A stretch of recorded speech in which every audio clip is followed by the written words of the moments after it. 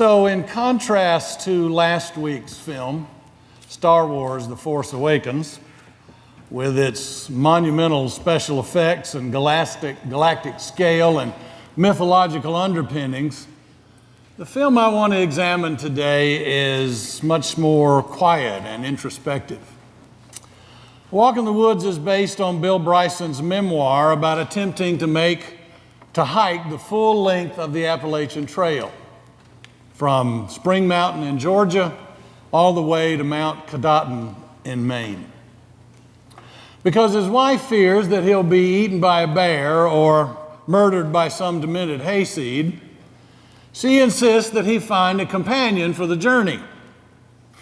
And the only one who volunteers to go with him is an old friend by the name of Stephen Katz, whom Bryson has not seen in over 20 years. Despite his assurances on the phone that he's healthy enough for a stroll of over 2,000 miles, when Katz shows up, he looks like 2 miles of bad road himself. But they travel to Georgia and begin their journey. And by the way, one of the delights of this movie for me was seeing the North Georgia countryside again. I really miss it. Now, Bill Bryson's desire to make this trek is born out of his sense that he's getting old and needs a challenge. He's a writer, but he has no plans or ideas for a new book, and attending the funeral of a friend solidifies his sense of malaise. Walking along the portion of the Appalachian Trail near his home in New Hampshire, he gets the idea to walk the entire route. He says to his wife, "I'm tired of life being all about ailments and funerals. I want to push myself." His wife's incredulous. "Seriously, Bill? This is ridiculous, even for you." And he says, "What? Because you think I'm too old?" And she says, "No, because you are too old." So to placate his wife, he agrees to take a companion along, but everybody, it seems, agrees with his wife. They think this is just stupid for a man his age or any friends who are his age. One of them, you saw it in the film clip, one of them says, "Not in this lifetime, pal." And the other one says, "Next time call me for something fun, like a colonoscopy." What the film is highlighting is our culture's absolute horror of aging. Getting old is almost a sin in our culture. And we spend billions and billions of dollars every year to keep it at bay, everything from cosmetics to medical procedures. Past a certain vintage, people are embarrassed if you do anything young people do, like dance to rock music or talk about sex. Oh, can't do that. On my 50th birthday, my daughter Catherine came into her third grade class in South Carolina and said, "Class, today is my dad's birthday, and I'm going to call him on the phone, and I want all of you to sing happy birthday to him." One little girl raised his hand and said, "How old is he?" And Catherine said, "He's 50 years old today." And the little girl's mouth dropped open, and she said, "And he's still alive?" It's all in your perspective, I guess. The Bible's perspective on aging is certainly running against the grain of our culture's view of aging. Psalm 92 says, "The righteous flourish like the palm tree. In old age, they still produce fruit. They are always green and full of sap, showing that the Lord is upright." The psalmist would have encouraged Bill Bryson to walk the Appalachian Trail.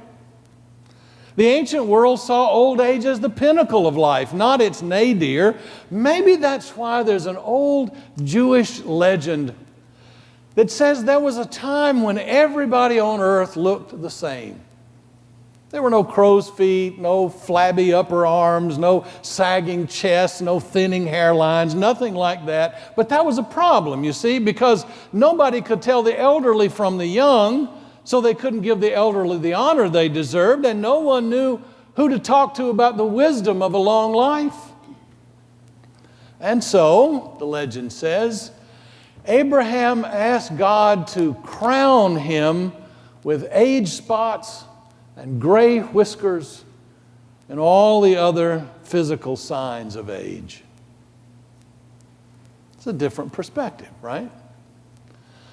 I think the movie, The Walk in the Woods, comes closer to that biblical perspective than our culture's fascination with beauty creams and tummy tucks. But when Bryson's wife insists that her husband not make the journey alone, she introduces another theme into the movie, and that's the need for community. Without Stephen Katz, this story goes nowhere. And the changes that happen in the lives of both men would still be waiting in the wings. It's not easy, of course. Community is never easy. Within the first 100 yards of the trail, it becomes obvious Katz can't keep up the pace, and Bryson is going to have to make huge adjustments in his plan. Soon they run into a ditzy young girl by the name of Mary Ellen who latches onto them and talks incessantly, giving them advice they never asked for, contradicting everything they say. And one night she's in her tent singing aloud in a very annoying voice, and Bryson says to Katz, tomorrow morning we get up early before she's awake and get a head start and we lose her. And Katz says, that's a good idea, much better than my idea. Bryson says, what was your idea? And Katz says, we kill her and steal her Pop-Tarts. Eventually, the mutuality of the journey begins to affect both men. They open up to each other, which is really hard for most of us guys to do. At one point, Katz says, Bryson, you've got everything in the world a man could want, and here you are traveling the woods with me. What gives? Then later he says, you know, Bryson, you're the only guy I would risk my life with. And finally comes this confession. There's just this hole in my life where drinking used to be. You only get that kind of closeness in community. You only work out those issues in communion with others. That's why the book of Ecclesiastes says two are better than one, because they have a good reward for their toil. For if they fall, one will lift up the other. But woe to the one who is alone and falls and does not have another to help. By the way, as an aside, in my snarky high school days, my friends and I used to say this was the passage in the Bible that talked about suspenders. Think about it. Two are better than one because they have a good reward for it. But woe to the one alone who falls and doesn't have another to lift it up. Oh, well, I digress. We were not created by God to journey alone. As Christians, we're not intended to be disciples of Jesus alone. We need the frustration and the joy of community to be everything God intended us to be. Philip Gulley recalls a gym teacher he had in school who wasn't big on picking teams and playing competitive sports, but instead had them always playing games like earthball. Everybody in earthball is on the same team. And the object of the game is to move the ball on top of their hands from one end of the gym to the other without letting it drop. Sounds easy enough, except that the ball was so large it took several students just to lift it. And then they had to coordinate their movements to bounce the ball in the air to each other. And of course, this ran against the grain of everything that they'd ever done in sports. The most competitive students would push the ball too hard and it would hit the floor before anybody could scramble underneath it. Only by working together as a team, moving as one, including everybody, only that way could they get the earth ball from one end of the gym to the other. Gulley said he hated that game. And you know why? We live in a culture that tells us we should walk the trail alone. We shouldn't need anybody, and we certainly shouldn't depend on anybody. Think about it this way. Only American culture could have come up with the mythical figure of the Lone Ranger. This mysterious lawman who swoops in to right wrongs all by himself and then disappears into the dust of the Old West. But even the Lone Ranger had Tonto. Bill Bryson had Stephen Katz. And you and I have each other.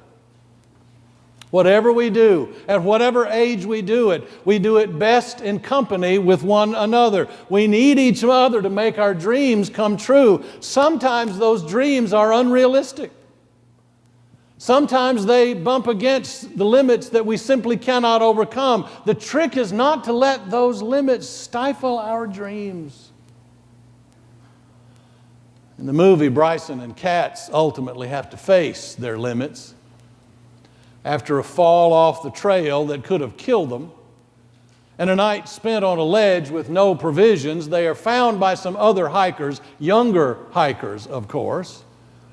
And Bryson decides it's time to go home, to call off the trek, chalk it up to a foolish dream. Kat says, okay, but we walked the Appalachian Trail. Bryson says, what do you mean? We weren't even close. We didn't even make it halfway. And Kat says, are you kidding? We did it.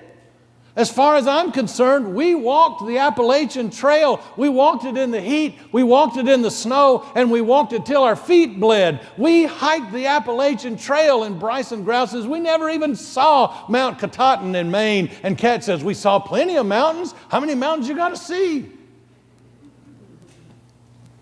Now, what's Katz doing? He's framing the dream in light of the limits they faced. Ultimately, there was no way around the limits that they crashed into, but the dream could always be reinterpreted. Now, the people of Israel once had a dream of a kingdom ruled by a descendant of David forever, a nation that was the envy of all the world. But then along came the Babylonian army, and the nation was destroyed, and there was no going back to that dream. But God gave them a way to reframe the dream. God told them, you shall eat in plenty and be satisfied, and praise the name of the Lord your God, who has dealt wondrously with you, and my people shall never again be put to shame. Now, that's not exactly what they dreamed of before, but what an incredible dream. To live with all of your basic needs provided for, and then to be free of shame from all your past sins. And then God makes this promise. God says, I will pour out my Spirit on all flesh, and your sons and daughters shall prophesy, and your old men shall dream dreams, and your young men shall see visions. It's one of the things that John helped us with so much, helping us to reinterpret the dream for First Congregational Church.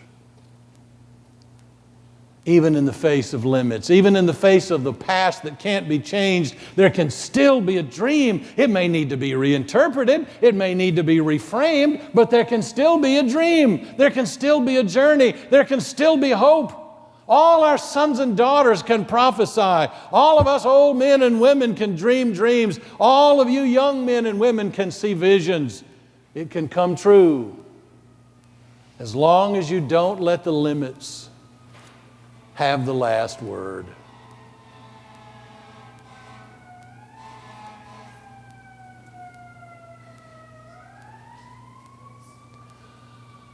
I'm sure some of you remember the story, I love it, about the monastery that had fallen on hard times. There were only 5 monks left, all of them over 70 years of age. Clearly theirs was a dying order. The abbot prayed and agonized over what to do, but nothing came to him. And finally, in desperation, he decided to go into town to visit a rabbi to see if perhaps the rabbi could offer some advice that might save the monastery. The rabbi said, oh, I know how it is. The Spirit's gone out of the people. It's the same here in town. Hardly anybody comes to the synagogue anymore. It's sad. So the old abbot and the old rabbi wept together. At last it was time for the abbot to leave, and he embraced the rabbi and said, it's been wonderful to meet you after all these years, but is there nothing you can tell me, no piece of advice you can give me that would save my dying order? And the rabbi said, no, I'm sorry, I have no advice to give. The only thing I can tell you is that the Messiah is one of you. Well, when the abbot returned to the monastery, the monks gathered around him and said, "What did he say?" And he said, "Well, he couldn't help. He's having problems too. The only thing he did say, just as I was leaving, was that the Messiah is one of us." They said, "What do you mean by that?" The abbot said, "I don't know." Well, the monks pondered the rabbi's statement and wondered if there was any possible significance to it. The Messiah is one of us? Could he possibly have meant one of us here in the monastery? If so, which one of us is the Messiah? Could he have meant the abbot? Well, if he meant anybody, it would have been the abbot. But on the other hand, he could have meant Brother Thomas. Surely he didn't mean Brother Elred, but he might have. Maybe the rabbi meant Brother Philip. Of course, he couldn't have possibly meant me. I'm just an ordinary person. But suppose he did mean me. And so the monks began acting differently toward one another. They treated each other with more respect. They didn't complain as much. They sought ways to be helpful to each other. When they went to worship, they sang the Psalms with greater gusto, and they looked hard for new meaning in their prayers. They tried to find joy in their work and reasons to praise God more often. It didn't really seem possible, of course, but there was just that remote possibility that one of them might actually be the Messiah, and so they acted differently toward one another. And because of the off chance, however slight, that each monk himself might be the Messiah, they acted differently toward themselves. Now, the woods where the monastery was located were beautiful. And on occasion, a few people would come on warm, sunny days to picnic on the monastery's lawn. And as they did, they began to sense something different about the place. Maybe the grounds were a little better kept. Maybe they heard the monks speaking to each other in deeply respectful tones. But for some reason, people felt a strange, compelling attraction to the place. Hardly even knowing why, people began coming to the monastery more often to picnic and to play, even to pray now and then. They brought their friends. Their friends brought other friends.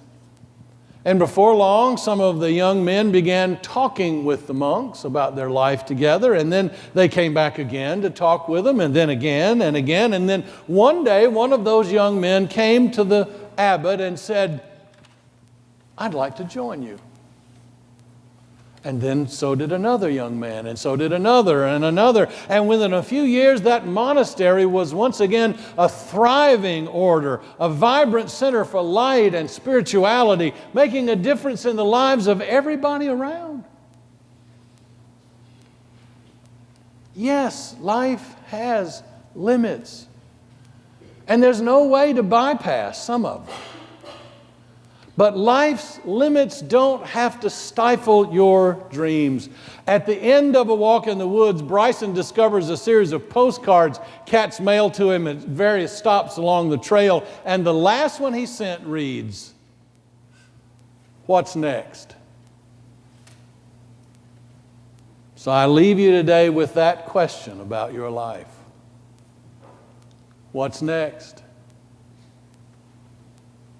Maybe the Messiah is one of you.